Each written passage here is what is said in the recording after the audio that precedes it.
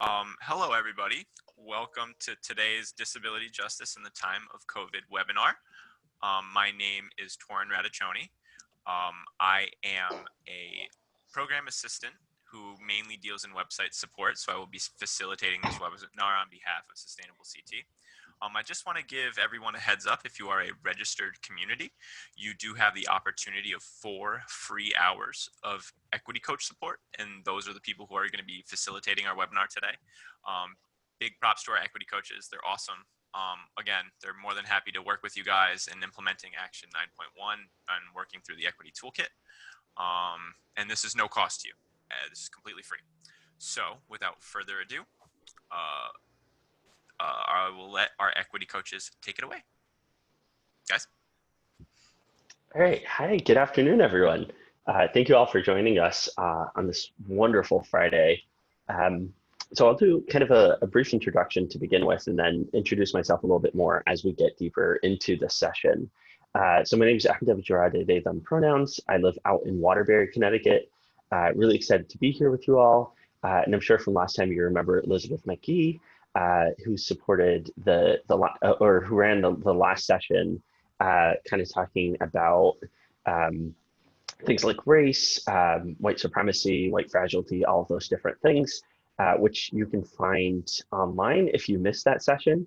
And then later in this session, I'll kind of talk about the next 2 sessions that we have that kind of build off of this session, the last week's session, but are also kind of standalones as well. So if you know individuals who could benefit from some of these future sessions, feel free to let them know that they don't have to be a part of all 4 sessions to be a part of this conversation. So I do see that some of you have already started introducing yourselves in the chat. So I'm going to read through some of those things. If you haven't introduced yourself yet, again, we're doing name, pronouns, location, then what inspired you to be here today. And throughout this session, I normally like to keep this as interactive as possible. So please feel free to, whatever thoughts are coming up for you, whatever things are on your mind, whatever questions, please feel free to throw them in the chat, or you have the raise hand functionality, which is somewhere. Let's see if I can find it. Torn, do you know where the raise hand functionality is? So I believe you would scoot over to the participants button. You would give that a click, and I think it should be scrolled all the way down. And it should say raise hand. I believe since we are co-hosts and hosts of this webinar, we are not allowed to raise our hand. Okay, cool. So for everybody else who's not a co-host or a host, feel free to just click that. And if that's not working whatsoever, feel free to just jump in and interrupt me at any point.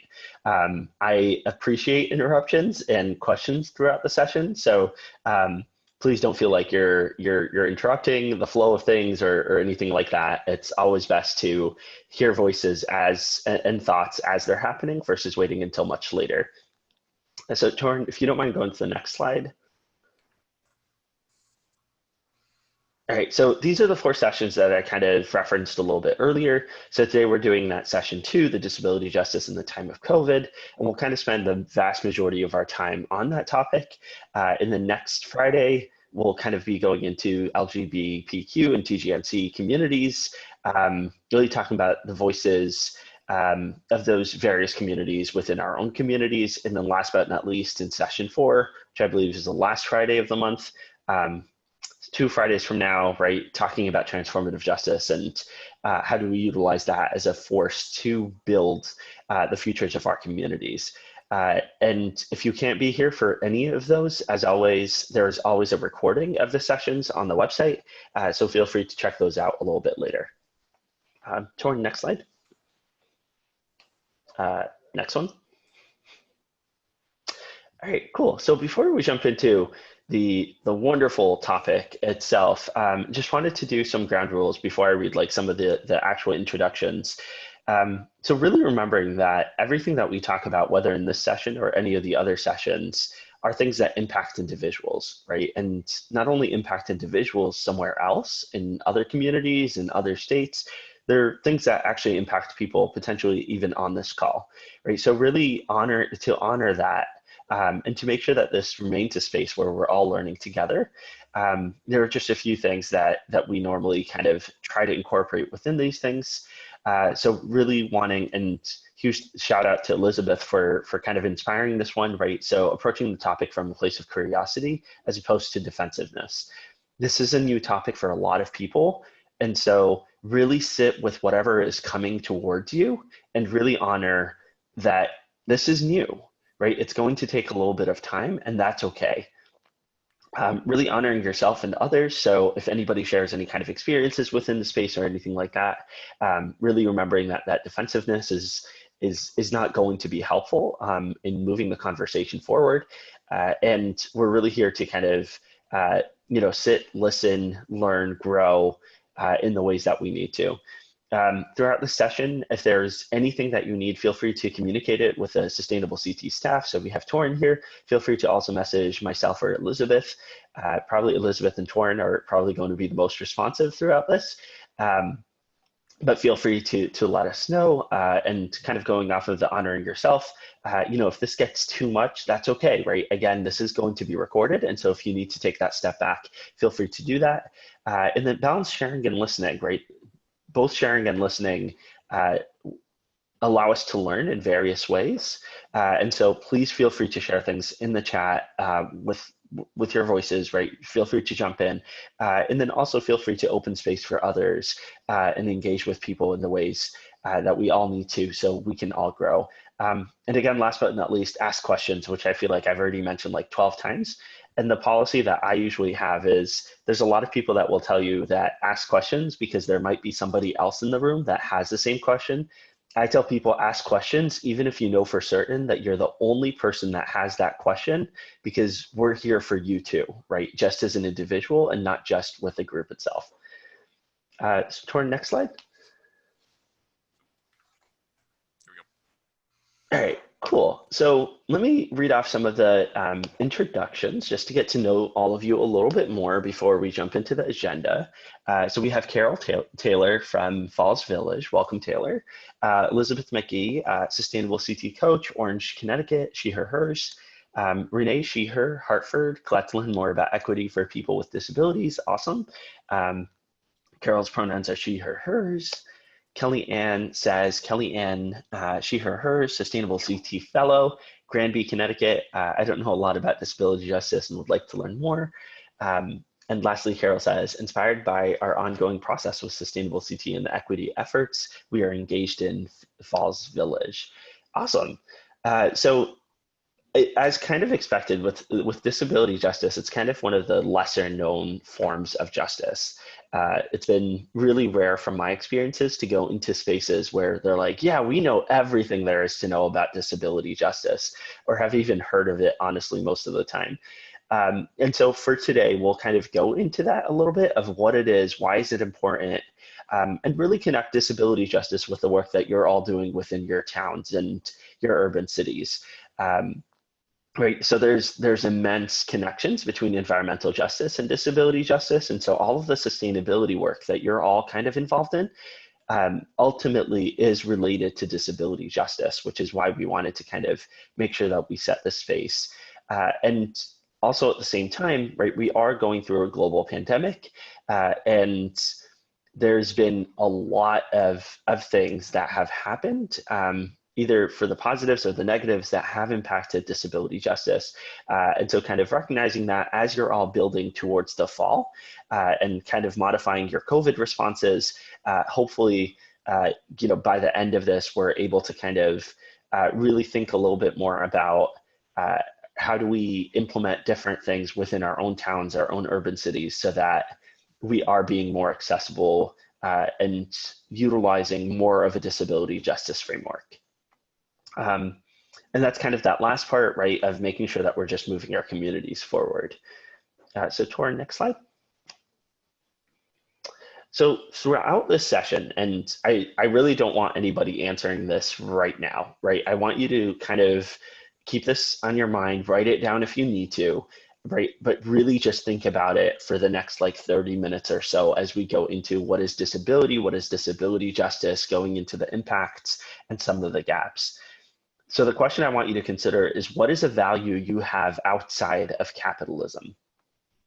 And so again, I really want you to think about this, and not just, here's an immediate answer, right? And so the reason I ask this is considering that a lot of our value within capitalism comes from productivity, right?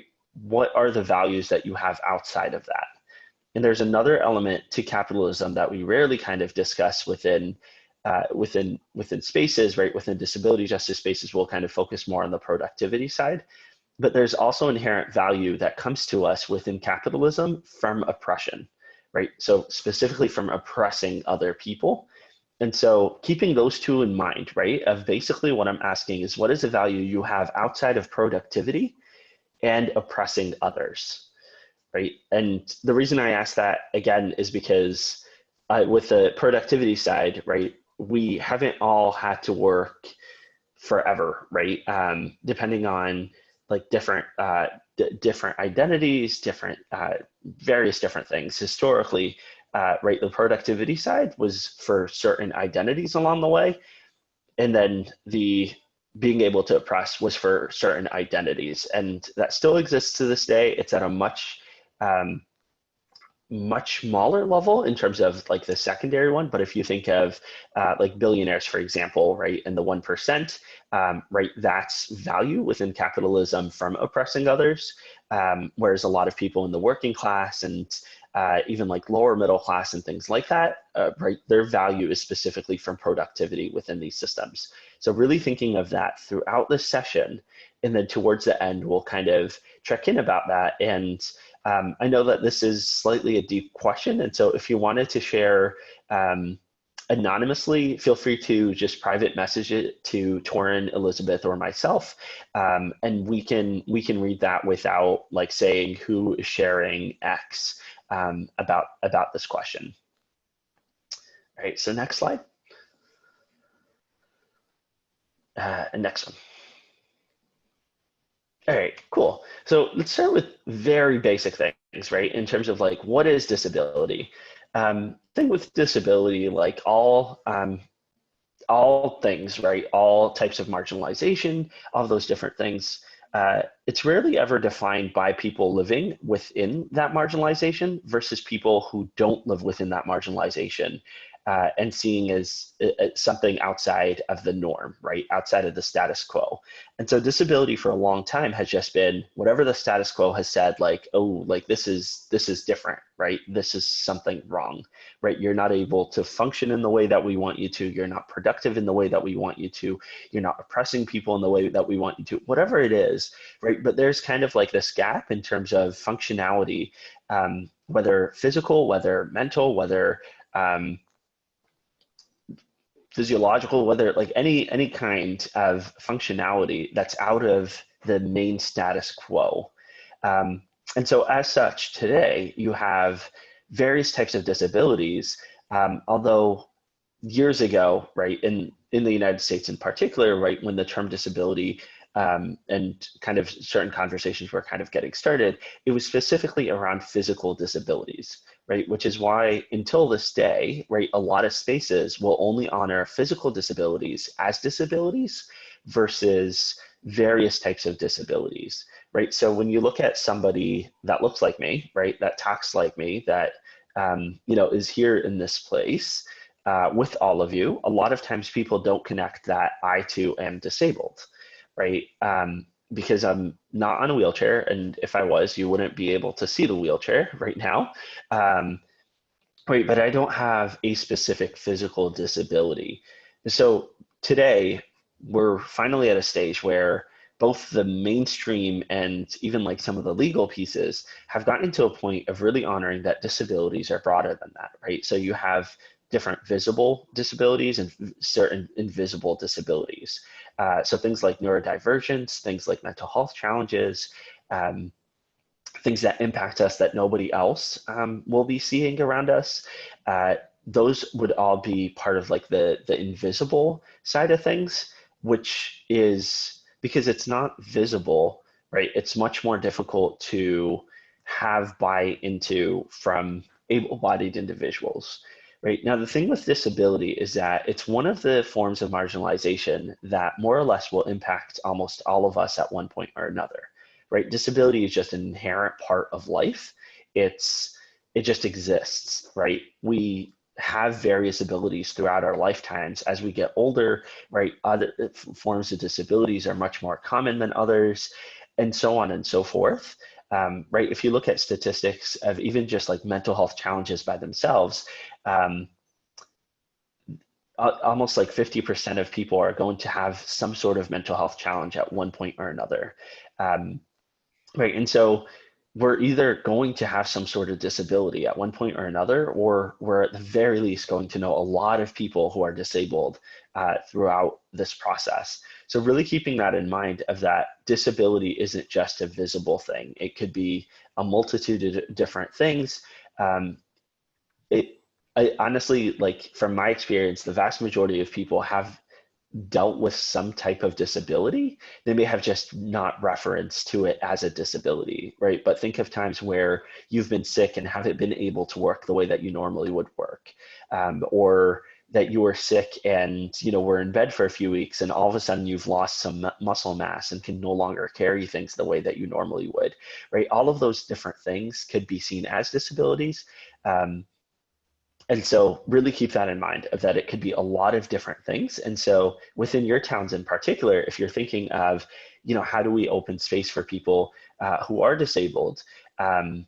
It's not just about a wheelchair ramp. It's not just a disabled parking spot, right? It's not just an elevator, which are literally the bare minimum through the ADA and things like that.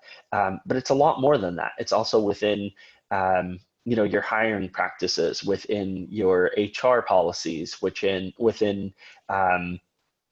the school systems, within really every single space, because disabled people are everywhere, right? If anybody tells you that, like, wait, I don't know anybody who's disabled, that just means they've defined it very, very, very specifically, which is not what disability is. So just another reminder, right? Like, feel free again to continue to add any comments, thoughts, questions, into the chat throughout all of this. Again, because I know a lot of this is new. So to our next slide. All right, so we kind of talked a little bit about disability. So now we're going to go into disability justice. And don't worry, I'm not going to read everything on the slide. And I don't expect you to read everything on the slide either. This is just the actual definition of disability justice. For this space, though, I would actually like to kind of challenge us to come up with a definition just through the two words that we have here, right? So we just went over disability, and over, like last week, we talked a little bit about justice, but over the last few months, few years, you may have heard different things about justice. So in the chat, I would like either chat or feel free to raise your hand and feel free to jump in. But what are some words that come to mind for you when I say the word like justice? Just any random words that come to mind that are linked to justice.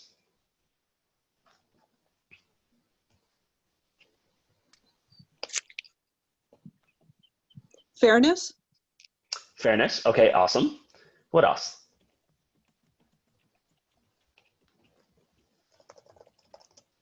Overturning like oppression. Overturning oppression. Awesome. Amanda says equity. Awesome. What else? Carol says no justice, no peace. Absolutely. What else?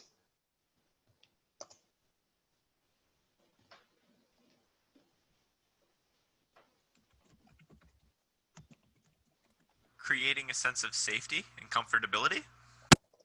Sense of safety and comfortability. Awesome. Renee says inclusion. Carol says level the playing field. Awesome. Cool. And then Amanda says education awareness. Awesome. All of this is wonderful. And so as a follow-up, what is the difference, presumably, right, whatever comes to mind, between justice and a rights movement? Right? So if I say disability rights movement versus disability justice, or reproductive rights movement versus reproductive justice. Just replacing those words, right, of going from rights to justice. What is the difference there?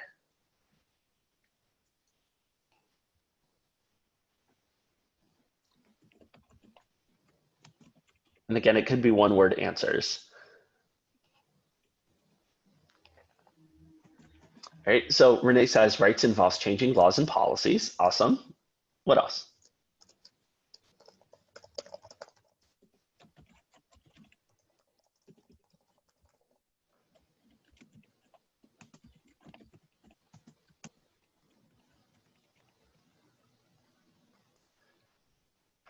Cool. So Carol says rights are temporary, justice is everlasting. Awesome. Thank you for that, Carol. You're welcome. All right, what else?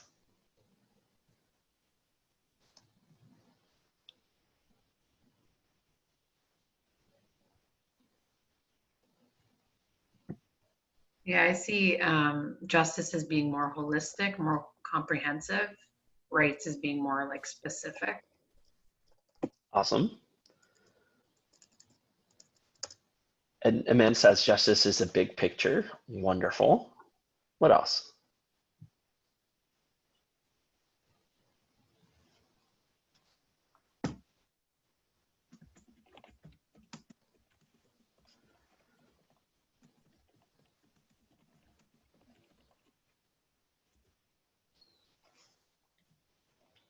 Carol says justice is a grounding force for the society. Wonderful. All right, cool. So basically from everything that you all just mentioned, right, from the first and the second question, you've more or less defined disability justice, right, and justice in particular, and how that varies from a disability rights movement. Right? So with a rights movement, a lot of times it's like Elizabeth mentioned, right, of it's very specific. Renee, you kind of mentioned, right, it's usually around changing laws and policies, right? It's here's a group of people, right? We need some additional rights, right? We want some amendments here and there, right? And we just to make things a little bit better. Justice is much larger than that, right? Like so many of you have mentioned, right, that justice has to be transformational, right? Justice is going into, all right, like what are the root causes of all of this, right? Where is this coming from? How do we create basically, like Carol, to your point, of that grounding force for society?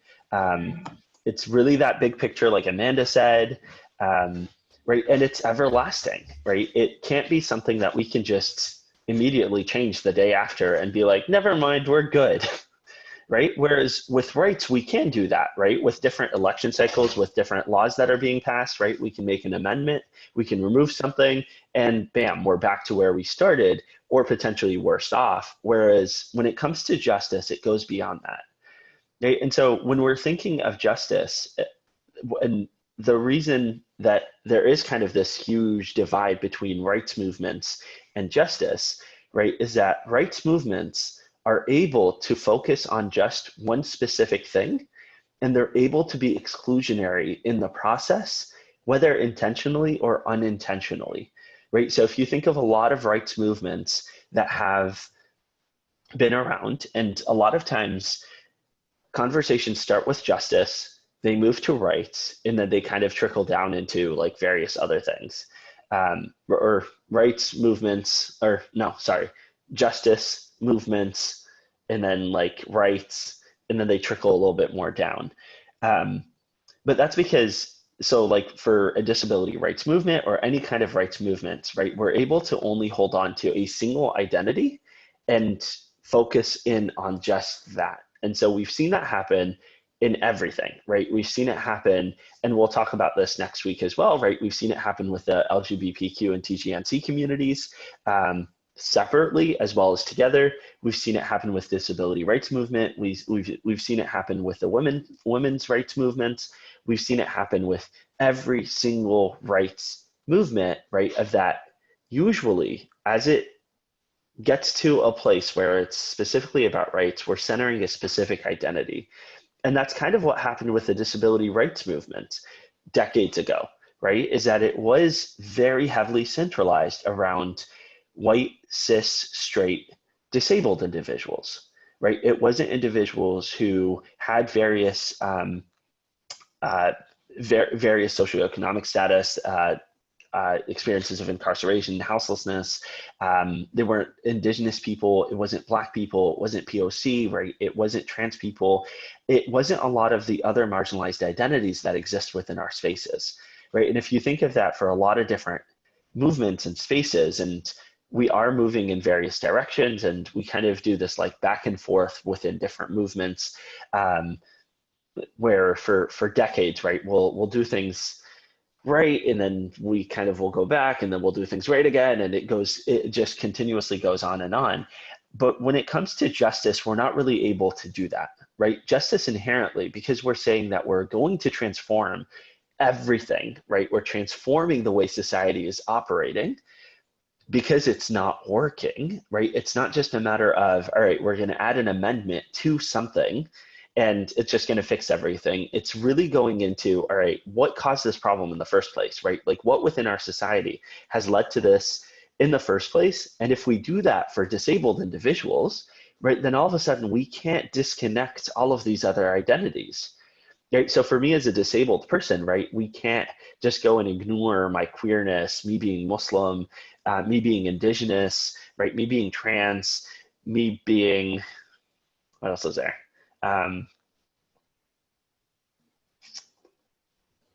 Yeah, we'll stop there. I was going to break it down like different disabilities and everything like that, but we can't really separate all of those things, right? And we can't separate all of those things specifically because there are specific risks associated with being Black and disabled, with being a non-US citizen and disabled, right? With being trans and disabled. And in a future slide, we'll kind of talk a little bit more about like some of the rates of all of those things and what does that mean. But that's the thing with disability justice, right? Is that it was a response to the disability rights movement kind of neglecting a lot of these other identities and specifically the intersects that exist within all of these various identities and really wanting to build something that was going to centralize all of these identities and build something that puts disability with all these identities hand in hand and doesn't deny that we are impacted differently because of those different identities, which fortunately the disability rights movement did not really center. And a huge piece of that is that when you're thinking of rights, right, and passing different laws and policies and all that kind of stuff, it's much more difficult to pass a law that's going to actually lead to transformation, right, than things that are just going to amend and kind of weave things slowly together, because we all know how slow things are when it comes to a policy level. So any questions on that? I'll kind of pause there for a sec, because I know that was a lot of information.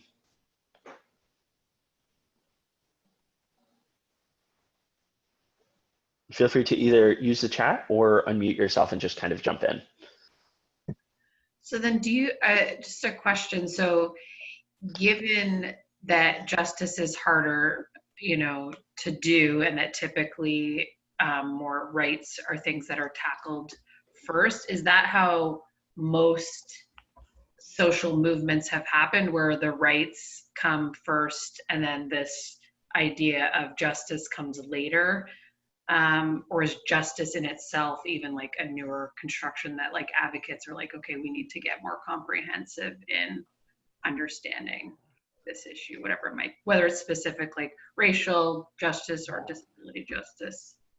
So that's a really wonderful question. And it varies slightly depending on the movement. But for a lot of the movements, especially the ones that we're going to be discussing over the next, that we discussed last week, today, next week in particular, and then moving to transformative justice, for a lot of those, in a lot of spaces, they started as justice and then they moved to rights. Right, so if we think of like next week's conversation in particular, right, if you think of like Stonewall, right, of the fact that it was a Black woman who threw the first stone and all of that, right, and how over the years it's been watered down to be really easily digestible by everybody, right, and so if you look at like that movement in particular, right, it went from a riot, right, a literal riot, to all of a sudden, along the way, within of what's possible and what's not within rights, right, ended up kind of culminating at like gay marriage, for example. And I know like various organizations that actually just stopped their work because they were like, we're good, right? Like the LGBTQ community is good to go. We're done. We finished everything. We have nothing left to fight for, which was not true whatsoever, right? And so with that one in particular, it kind of started with justice, and then it moved that way. With race, it's kind of similar, where it started with justice and then got distilled down. Disability justice is a little bit interesting because it's a newer form of like this definition of disability justice actually was coined in the early 2000s.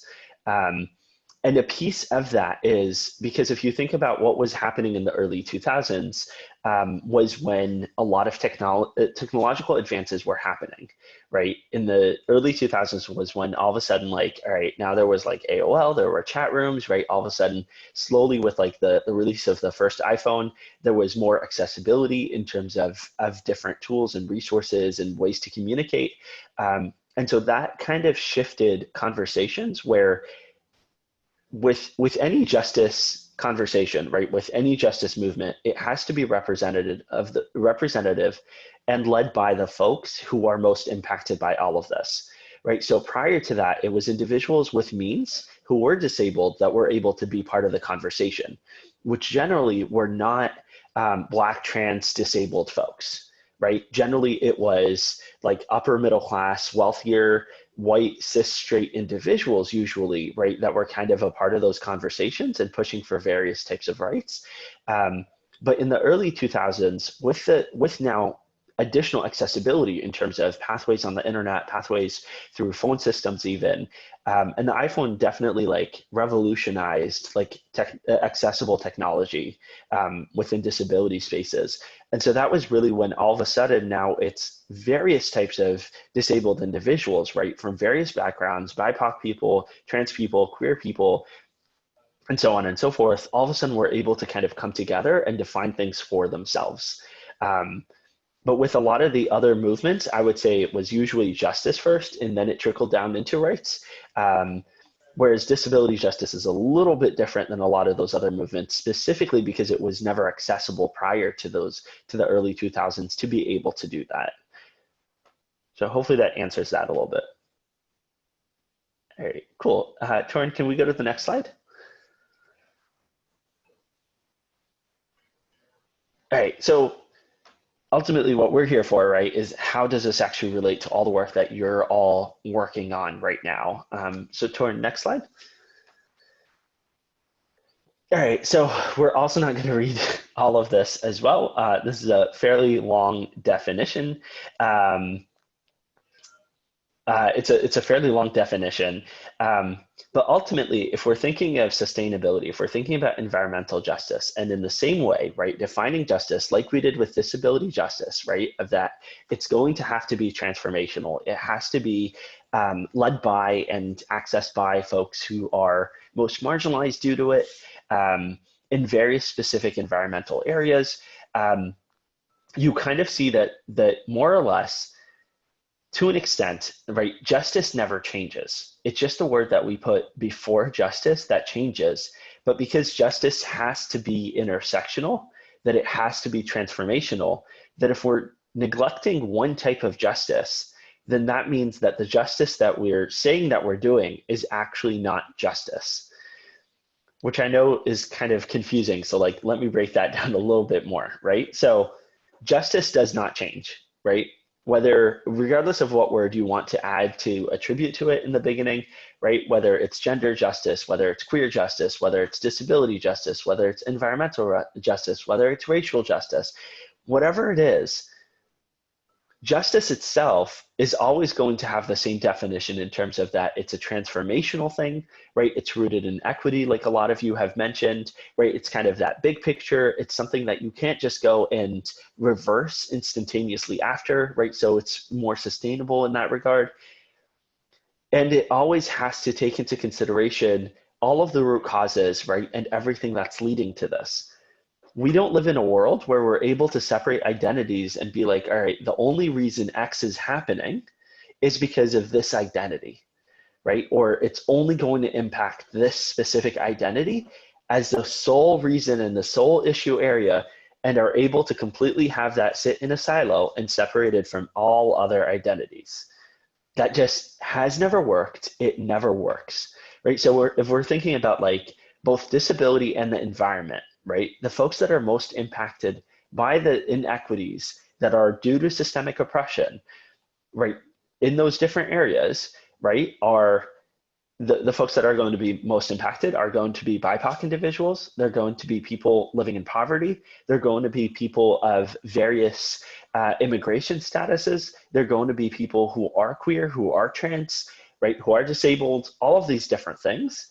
And so inherently, the two are not only just connected, more or less, all forms of justice are one and the same. We just refer to them differently and kind of have a different entry point, but they all have to be connected for us to achieve true justice and true transformation within our spaces. So to our next slide. All right, and then let's go a little bit into race, and it's kind of the same conversation. And next slide again. Right, so if we're going into race as well, right, it's still the same, right? Black people are going to be impacted by environmental problems a lot, right? Or BIPOC people are going to be impacted more than like any other group of people, right? Same with like trans people, same with queer people, same with disabled people. And that goes off of everything, right, that we're talking about in terms of injustice, right? So much of injustice and so much of systemic oppression, they're all rooted in the same thing, right? They're not rooted in completely different silos. It's not like, all right, we have white supremacy over here, right? We have patriarchy over here. We have like capitalism all the way over there. They don't interact. They don't talk to one another. They don't know anything about one another. No, they're actually like, they're right next to each other. They have the same pod. They're quarantining together in this pandemic, right? And they're fine. Right? They're constantly in conversation with one another and are so deeply interconnected that they're more or less have the exact same foundation, right? And so if we're talking about justice for any population, we're really talking about dismantling all of it versus just one specific thing. So that goes for all of our sustainability work, for any accessibility work, for any racial justice work. It has to take all of it into consideration. So just a few statistics to really break it down a little bit and kind of show you some more of that link. 50% of individuals murdered by the police are disabled, right? And so if we're not taking disability into movements like Black Lives Matter, we're not going to achieve justice, right? We're not going to achieve that transformation. And same within our own towns, right? If we're taking this into consideration in terms of like not connecting the two of how being Black and disabled is going to make it much more likely for you to be not only murdered potentially by police officers, but also incarcerated, right? Then we're kind of missing out on a lot of that the foundational bits that we could be addressing. And with that, the prison industrial complex, the PIC, is the largest mental health care system in this country. Right. And so if you think of all of the hospitals that exist, all of the different mental health treatment sites, and this goes for both mental health and substances, right? All the rehabs, all across the country, right? All the institutions, all of those different things, all of them combined are less than the care system that exists within just the prison industrial complex. Because the vast amount of individuals who need mental health care who are imprisoned, right, and incarcerated, is so large, right, that more or less a lot of our prison systems have, they basically just have become the largest mental health care system in the country. And as a lot of us already know, right, unfortunately, as to be expected, kind of, right, incarceration in the United States is not about rehabilitation, right? It's about punishment. And so if you think of that, of now you have a disabled individual, a person living with mental health challenges who's incarcerated in a system that just wants to punish this person, right? So even though we say it's the largest mental health care system, I'm not talking about the effectiveness of this mental health care system, or that in any way, shape, or form it's actually positive or actually helpful. And then one of the really core things with disability justice in general is that it breaks it down into the body, right? Of that it says that disability is just an inherent thing within all of us, and that disability justice seeks to eliminate any regulation of bodies, any oppression of bodies, any of those different things. And so if you think about which bodies have been the most regulated, and here I just have Black and Indigenous bodies, right? But if you think of trans bodies, right, and the requirements that go into being able to go to have surgery as a trans individual, right, and to have ID changes and even just a name change, right? Like the process of it is so regulated just throughout the entire thing. And then also we can go into, and I have like the picture of a book called Killing the Black Body on the left by Dorothy Roberts that goes into reproductive justice, kind of talking about the intersection of race, reproduction, and transness, womanhood, all of those different things, right? Thinking of how female bodies in particular have been incredibly regulated, right? In terms of who's making decisions about types of medication, type of healthcare, type of systems that exist, things like abortions, which are a really small piece of like the reproductive conversation. But then, you know, if you break it down more, right, into Indigenous women and Black women, right, and at what point were they able to own, right, when they had kids, when they didn't have kids, all of those different things, and how to this day, so many of these systems still exist to fully regulate, right, where there are consequences to having more kids than non-Black women have decided for you, right, through our SNAP benefit systems and various social services that have criminalized full autonomy and regulation of our own bodies in various ways. And then last but not least, I don't know if any of you already know this, or I really hope most of you already know this, but being disabled bars you from immigrating to the United States, right? Whether that's a physical disability or a mental health challenge or anything else like that, right? And so saying that you're depressed, right, or you have a diagnosis of depression will bar you from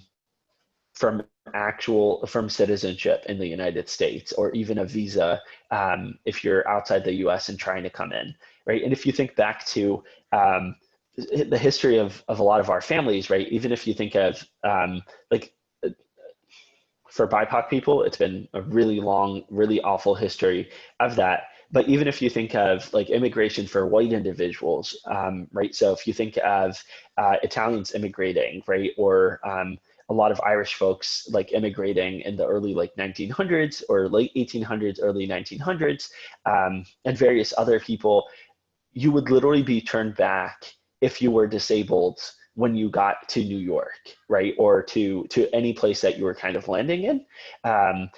Which is one of the reasons that if you think about why we don't discuss things like mental health challenges and disabilities, is that it's criminalized, right? People have severe consequences for it. And so and so that's been one of the reasons that we've kind of avoided a lot of those conversations. And again, when it comes to BIPOC communities, that gets much, much, much, much more comprehensive in terms of how oppressive it is. One of the very first mental health challenges that existed in the US is for a slave to run away. And so what that led is the incarceration of folks with mental health challenges directly after slavery was abolished, because of the excuse that this person has a mental illness, right? Because they tried escaping 10, 20, 30 years from slavery, right? And so it's all part of the same thing, right? It just builds off of one another. So Torrin, next slide. All right, cool. So I really just wanted to highlight this graphic, and this is from Sins Invalid. I'm happy to send out links to anybody, or if you just Google Sins Invalid, they're out in the Bay Area. And that was kind of the team that actually coined the term like disability justice and kind of worked on defining it, and have some really amazing reading materials and even like videos and things like that. But basically, for them with justice, and I fully abide by this as well, right? Of that, these are the things that have to be implemented within any movement space or any justice space for it to be truly justice. So you have intersectionality, you have leadership of those most impacted, you have anti-capitalism in the way that we discussed it early on. In a little bit, I will follow up with you all about like that question that I asked, cross movement organizing, right? Of it can't just be one thing at a time, it has to be all of it. Wholeness, right, in terms of how we view ourselves, how we view others, versus viewing ourselves and others as broken, right, as something inherently wrong with us, versus that disability is just a part of life, right, or any of these other things. Sustainability, right, of how do we make this longer term, and also how do we make sure it stays connected to the environmental justice pieces? And I'll talk about an example of that in just a sec. Cross-disability solidarity. There's a lot of different types of disabled people, right? There is like the visible, there's the invisible, there's also various immense differences within different types of disability. And so really making sure that there's that cross-disability solidarity that often or that doesn't always happen. Interdependence, collective access, and collective liberation, right? I believe it was Audre Lorde who had said, and I'm misquoting here, but none of us have justice unless we all have it, right? If one person doesn't have it, then there is no real justice. Torn, next slide. All right, cool. So I know we only have 11 minutes left. So really quickly, disability and the environment, right? And I kind of mentioned earlier that I was going to reference something. So if you think about certain sustainability actions, right, or different frameworks that we have utilized, a lot of you are probably familiar with, like from a couple of years ago or last year, who knows, the straw ban, right? And when it comes to sustainability, right, a lot of us will go and be like, hey, no straws, right? No single-use plastics, no cars, right? All public transportation, all of these different things, which is wonderful on one hand, right? Of like, yes, we definitely want to eliminate single-use plastic. We want to eliminate needless uses of cars. I despise cars. I don't own a car. I try to avoid cars as much as possible unless I'm traveling and I need a car, like a rental, all of those things. And at the same time, though, if we're not taking disability into consideration, what actually ends up happening is we end up just harming marginalized communities without intending to, through the use of sustainability, right? So if you think of things like straws, even like cars, even like a lot of the things that we're talking about that need to be eliminated, a lot of them are access tools and things that are needed by folks who are disabled.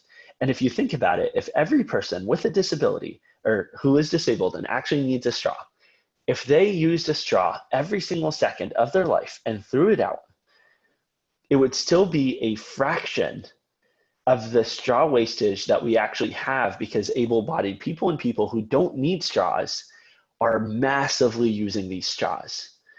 Same with cars, right? If cars were exclusively for individuals who absolutely needed a car to get places, right, because they're immunocompromised and can't be in public transportation, or because public transportation is not accessible directly in front of them, right, until we get to a world where public transportation is 100% accessible. If everybody with a disability utilized cars because they needed to, it would still be a fraction, like not even like 0.0001%, right? That's not an accurate number, but it's just an estimate, right, of the actual impact that we're seeing today, right? But a lot of these tools, right, are meant for disabled people, and yet they're rarely ever honored in any of those conversations, and they're usually completely erased throughout that process. And it's very similar to what's happening with COVID, right? For years, people with disabilities have been asking for accommodations in terms of web spaces, in terms of access to materials beforehand, in terms of closed captions, in terms of everything. And also in terms of like working from home, right? In terms of different pathways for taking time off, all of these different things. And for years, they have been told, or we have been told that it is impossible, that it will never happen, right? Throw in a pandemic, and all of a sudden, able-bodied people are now impacted, and within 24 hours, all of a sudden, everyone's okay with using Zoom for meetings or just using email and no longer interacting in person, right? In terms of larger settings, right? All of a sudden, everyone is okay with working from home, with using various technologies, right? With having flexible hours in terms of work and all of those different things, even in terms of our towns. And I have heard from some of the towns in the state that they are thinking of, how do they make sure that that stays, that accessibility remains, right? Of continuing to live stream things, of making sure that people, even if they're not in that physical space, have access to the space itself and all of those different things. But those are the minority, right? And so what we're seeing happen now, right, in August, so 4 or 5 months into this pandemic, of all of a sudden now people are being asked to go and work in an office, right? Are asked to be in person again, are asked to move away from accessible technology, right? Versus us utilizing this as an opportunity of like, wait, hold up. Like, we've seen all of this as possible. We've seen that the vast majority of people can do work at home.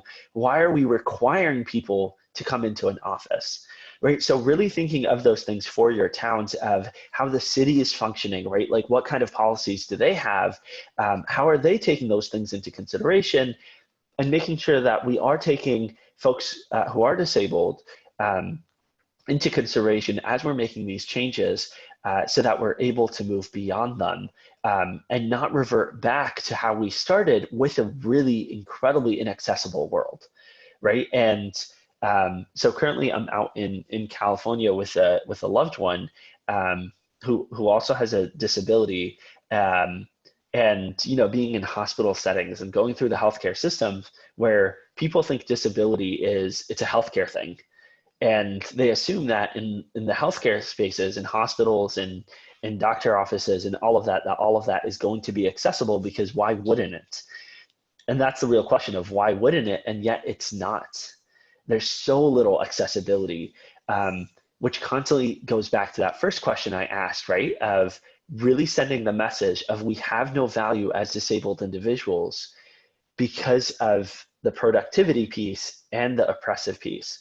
And so personally, a lot of my value, right? The reason I'm able to be in these spaces, the reason a lot of towns will work with me, a lot of communities will work with me, literally all around the world, is because of productivity, right? Because they see me as an exception to disability, to disabled individuals, right? Versus seeing, wait, hold up, like, we're the ones who created this world that actually makes it almost impossible for disabled folks to succeed, when it's actually really easy for disabled folks to succeed if we remove the inequities and the barriers that we've set for people. So I'll stop there. Going back to that first question, I know we have like 5 minutes left. Feel free to either jump in with an answer, feel free to add it to the chat. Really interested in hearing some of your thoughts. And if you don't have an answer by the end of this, that's okay, right? Really like write it down, keep it with you, and think about it for the coming weeks, right? Really think about, what has the world taught you about your value outside of capitalism? And as you're all writing it in the chat, I'll share a little bit like from myself, right? Of, I had internalized so much of that, of truly believe that like the only value I have is through productivity, right? If I was working multiple jobs, then I was a human, right? I was decent, I was worthy. And none of that is true. And so for me, I've had to learn along the way, right, of really accepting the values that I bring to the table, the strengths that I have, and really viewing them almost as like superpowers. And that's what gives me value today, right? The fact that I'm loving, right? The fact that I have faith in others, and I'm spiritually connected to other people and to this land and to everything. Those are the things that give me value today, more so than me going right after this and being like, I have value today because I just ran a webinar. So feel free, again, to jump in these next couple of minutes, or to just add things in the chat.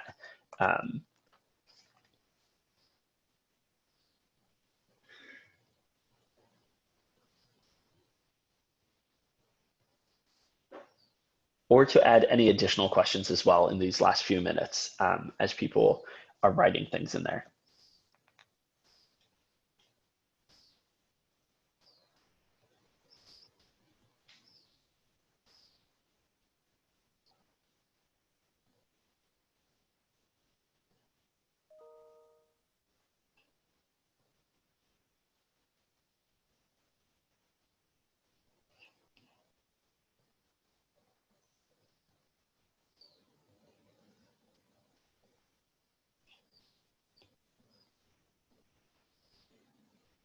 I'm wondering, I was really interested in what you were saying around, oh, that's my cat, join us for the last webinar as well. Just around like, it's interesting now that COVID hit, that now all these things that we're told to disabled people, like, oh, we can't make that accommodation, are being made, and were made so readily.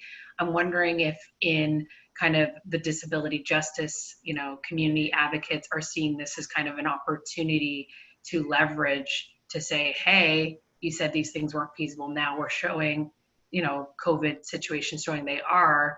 How can we move forward in making these accommodations more ready? Like, is it seen as, is there an opportunity in COVID? Yeah, absolutely. And really the key thing is like the prioritization of different marginalized individuals, which I think is also kind of one of the inspirations um, for like this entire series, right? Of really thinking of you know, how do we center the most marginalized right now and utilize this as an opportunity to really make these different changes. And I think this is a really great opportunity um, for towns to really you know take advantage of like equity coaches, because those are some conversations that we're able to have with different communities, right? In terms of like, all right, who is the actual most marginalized within your spaces, and how do we move beyond that? Um, but as long as if we don't prioritize it, if we're not intentional about making space for other individuals, we never will. And so if we think about like um, unemployment rates for disabled individuals in the 90s versus what they are right now. And right now, I don't mean in the pandemic, right? So this is directly pre-pandemic. So we're going to ignore the whole like the 40 million people, right, who became unemployed throughout this. But in early 2020, the unemployment rate was higher for individuals who are disabled than it was in the 90s, right? And so really thinking of that, of how we're in 2020, we have access to all of this technology. We were able to shift things within like 24 hours, 48 hours, um, all of those kinds of things. And also at the same time, like the unwillingness to even bother with trying to center disabled individuals and the needs that arise from that. And so if you're, you know, going back into conversations with your towns, with your organizations, with your spaces, right, really thinking of, all right, like how do we intentionally prioritize this group and any other marginalized group so that it's always at the forefront. And I do see that there's a question in the chat. Kellyanne says, how can you make towns more accessible, not just in physical terms? I would really challenge all towns to actually have conversations with disabled folks, right? Of like what's actually needed. And a lot of that, like there's so many amazing accessible technologies out there, right? That it's really just a matter of able-bodied individuals transitioning, right, and being willing to modify the way that they've done things for so long, to actually have disabled folks like fit into those spaces versus just you know, here is like a new ramp, right? Here's what we're doing as a bare minimum. The ADA just turned 30 a couple of weeks ago, which is the American Disability Act, um, which is basically the main thing that actually gives any legal rights to disabled individuals, and yet it's not even the bare minimum, right? Like for me, like if communities are not doing more than the ADA, they're not doing anything, right? And so really making sure that like you're going way above and beyond that, and not just all right. Well, the law says I have to make you a ramp. It's more of like, why wasn't this ramp there in the first place, right? Like, how accessible is our workspaces, our environments? And that goes to like even beyond disability of thinking of like, I know a lot of people right now are having conversations about either homeschooling or unschooling their kids. And there's this huge divide, right, in terms of different privilege where people who have who are able to work from home, right, because they have higher end jobs within larger corporations, right, or executive positions and things like that. They're like, yeah, I can do it. I can just start working from home. This proved to the company, right? And then you have a lot of other people that are never actually offered that because they're seen as like their roles are less, right? And that goes into that value of productivity that we have within our society. Um, like I know for me, I've always worked in spaces that are incredibly accessible, but never accessible because of disabilities, right? So when I first started working out of college, I had graduated as a mechanical engineer, and I worked for a Fortune 500. I had a global role, and I was always remote. I could go into the office when I wanted to. I could do what I needed to, all that kind of stuff. I worked whatever hours I wanted. It was very accessible for that. It took about 2 years within that same space for like administrative assistants and others in that same space to be offered even half of the accessibility that I had, right? And I had it because of my role, not because I was disabled, right? And so thinking of that, there are a lot of people that can work from home. There are a lot of people that can have flexible hours and all of those things. It's rarely ever because they're disabled though, and it's actually accessibility. It's usually the opposite. And lastly, there is a comment in the chat from Carol of I agree that defining our own value is critically important since as a Black woman, very little else works. I believe for justice to exist, there must be a power shift that disrupts the status quo. COVID's very illuminating. Absolutely, Carol. Thank you so much for sharing that. So I'm going to leave you with this quote. If it's not for everyone, especially the most impacted, it's not justice, right? It's really just that simple. Um, I'm sure somebody has said that to me. I don't know who that is, or if it's something I wrote years ago. Who knows? Um, but it's really just that simple. So really taking that into consideration within your spaces and towns uh, can really make an enormous difference. And again, when in doubt, and if you need any additional support, like Torrin mentioned, right, you do have those at least 4 free hours working with an equity coach, right? So working with myself, with Elizabeth, with like half a dozen other people that are able to support you and who have um, an immense array of identities that they carry just within that group itself. And so if you're in doubt about disabilities, right, feel free to like send out like a message and be like, hey, I want to work with somebody who is disabled. If you want to work with a Black person, right, like we have a ton of Black equity coaches and so on and so forth. And it's kind of endless. Um, yeah, so I'll end there. Apologies for going over time, but thank you all so much for being here and for all of your incredible responses and your thoughtfulness and all of this. I really appreciate it. Well, yeah, here, folks, visit sustainablecT.org if you need any information or want to check up on anything Sustainable CT related. Thank you to our equity coaches today for a wonderful session. We are looking forward to session 3, which will be next Friday, same time, same place, 1 to 2 p.m. on Zoom. If you go to our summer support page, you will be able to actually find all dates, and we'll hope to see you there. Okay, folks, have a good one. Bye, everyone.